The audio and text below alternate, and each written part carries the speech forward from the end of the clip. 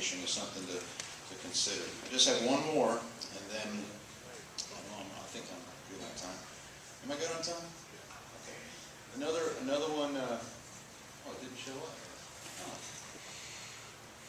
Anyway, this slide that got chunked out of there. Oh, can you fire that thing back up? I just killed it. Thermoelectric generators. Has anybody heard of a TEG? One guy. Two guys. No. Thermoelectric generators are used on the space station to make power and cooling. Thermoelectric generators, what you have in your oven that tells you what temperature your oven's at, is basically a thermocouple. But anything that's hot, you can harvest that energy and make electricity. Okay?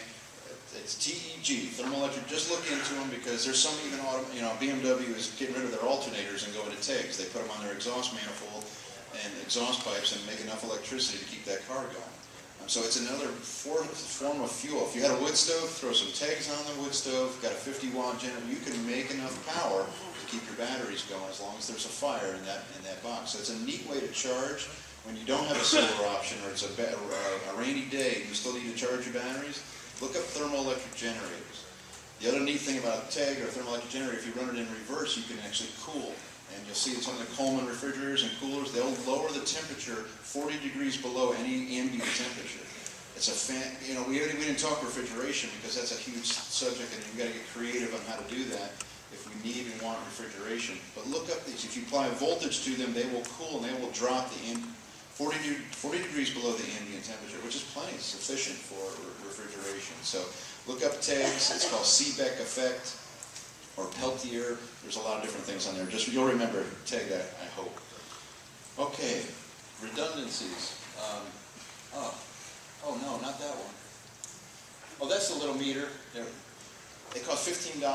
You basically plug it into the wall, plug your appliance into the wall, and it'll tell you. You just put in how many cents per kilowatt you are charged, and it'll tell you how much your appliance is using for a month. It'll tell you what your cycles are. It's a great little 15, well invested, money well spent. Okay, I'm going through.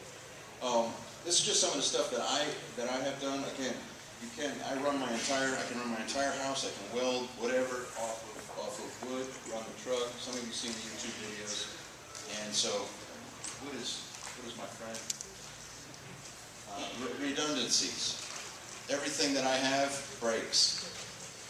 Because I don't buy new stuff. I buy stuff off of Craigslist like you do, and eBay, and my generator's from 1970. And my truck's from 1962, and so, but again, simple is great, reliability is better, redundancy is peace of mind. When that voltage regulator board goes on that 1970 generator, I know I can get another one, but I also know I can start up that generator on transmission oil. If that goes down, I can pull out the gas and run that. So there are some other things, and then use my solar with the inverter. And again, just start small. Just start with a solar panel, a battery, and a charge controller, inverter. You can go to Harbor Freight and buy that entire thing for $170, I believe. Maybe that might be a little low. Around $200, you can buy an entire thing. But you'd be surprised what you can run doing that. But do not take your batteries all the way down. Keep them. If you just keep them within 20% of their total load, and that battery will be your friend. Most people don't understand batteries, and they kill their batteries. And setting it on the ground or setting it on the floor doesn't do anything to it. That's all wives' tale that drains all the energy out of it. I just want to throw that in there. Okay, prepping for an EMP. Does everybody know what an EMP is? Electromagnetic pulse. Can we prep for an EMP? Yes. I have no idea.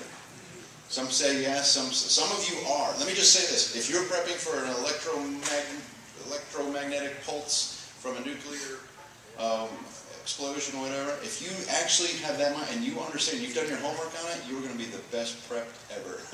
Because you have to do your homework to know what will last in an EMP, what won't work in an EMP. You'll have to store or buy extra and put them in what? Faraday. Okay, Faraday cages, you guys know. And so when I look at EMP, it's like we really don't know what's going to go. I mean, we have a good idea on some of the things. But there's a lot of theories out there we really don't know. It's hard. How do you test? As a prepper, I test everything. I'm going to test Dave out on his bug out bag. I'm going to test food. I'm going to test the water. I'm going to test my generators. I'm going to test my fuel sources. I have no way of testing for an EMP. If anybody knows how to do that, let me know, other than, a government thing. So anyway, when it comes to an EMP, if you are thinking of that kind of money, boy, you've got it covered, because you're thinking of everything that we have is going to fry. And so if you're planning for that, and I know there's some of you that are, and you've done your homework, and that's great. I encourage everybody to do their homework on energy, and I guess that's about it. And again, I hope I didn't bore you to death. My main thing is just to stimulate. I wanted to give you some ideas. Maybe things you haven't thought about in terms of fuel sources, and what you can do with what you have in your own neighborhood. And just use those. I guess that's it. Don't worry. Just prep. That's all I do. I don't hunt. I don't fish anymore. I don't do any of those things. I'm just a prepper. So, as I said before, you prep for Jesus. You saved, get saved. That's the most important preparation that you can do in this life, because, okay, great, Scott, you got 5 generators running simultaneously, you got 10,000 gallons of water pumped every day, and you forgot the most important thing. Where are you going to spend eternity? And so that's of utmost importance. Once that's covered, get prepping so we can help some other people. Amen?